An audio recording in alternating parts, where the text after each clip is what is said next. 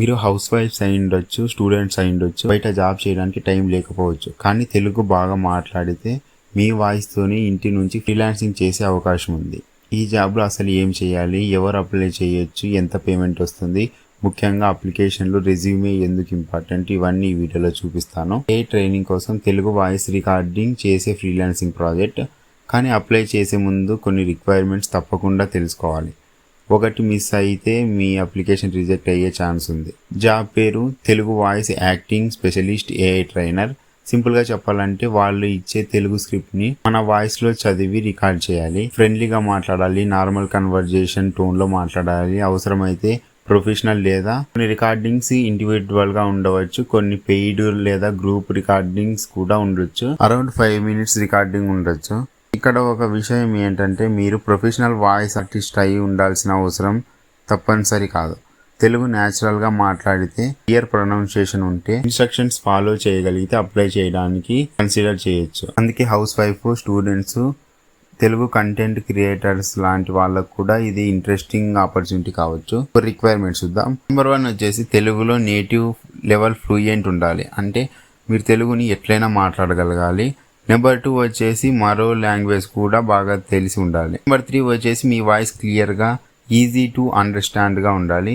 Number 4 recording చేసేటప్పుడు background noise, fan sound లాంటి quiet place ఉండాలి. నెంబర్ 4 వచ్చేసి గుడ్ క్వాలిటీ మైక్రోఫోన్ ఉంటే అడ్వాంటేజ్. ప్రొఫెషనల్ స్టూడియో ఉండాలని చెప్పలేదు, కానీ గుడ్ క్వాలిటీ మైక్రోఫోన్ ఉంటే బెటర్.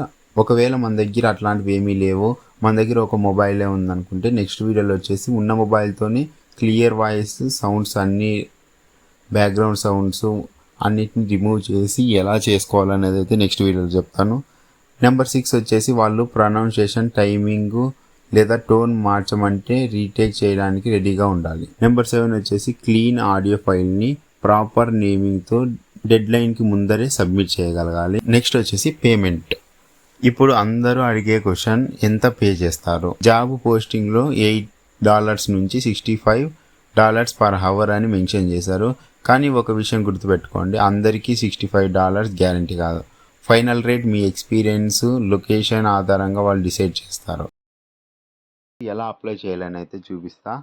సో ప్రాజెక్ట్ రివ్యూ అంతా చెప్పేసినాను కదా. నెక్స్ట్ వచ్చేసి ఇక్కడ అప్లై ఫర్ దిస్ జాబ్ అని ఉంది కదా, దీంట్లో నేము, ఫస్ట్ నేము, ఈమెయిల్ అడ్రస్, కంట్రీ, నెంబర్ ఇచ్చేసి ఇక్కడ రెజ్యూమే.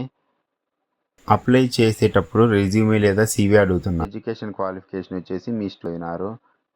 నెక్స్ట్ వచ్చేసి ఏ ఇయర్లో స్టార్ట్ అయింది, ఏ ఇయర్లో ఎండ్ అయింది, అలా ఇచ్చిన తర్వాత మీరు మొత్తం ఎడ్యుకేషన్ డీటెయిల్స్ ఇచ్చి మీరు ఏ కంట్రీలో ఉన్నారో అని అయితే ఇవ్వండి. ఇండియా కట్టి మనం ఇండియా ఇవ్వాలి.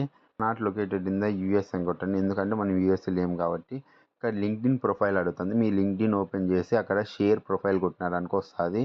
దాన్ని అయితే ఇక్కడ అప్లోడ్ చేయండి. ఇంకా ఎస్ కొట్టేసి సబ్మిట్ అప్లికేషన్ అయితే కొట్టండి. సో మీరంతా ట్రై చేయండి ఒకసారి. మీ రెజ్యూమేకి మ్యాచ్ అయిందంటే జాబ్ వస్తుంది. ఒకవేళ అట్లా జాబ్ వచ్చిన వాళ్ళు ఎవరైనా ఉంటే కామెంట్ చేయండి. నేను ఇట్లాంటివి ఇంకా జాబ్ ఆపర్చునిటీస్ చాలా ఉన్నాయి, ప్రతి ఒక్కటి ఎక్స్ప్లెయిన్ చేస్తాను.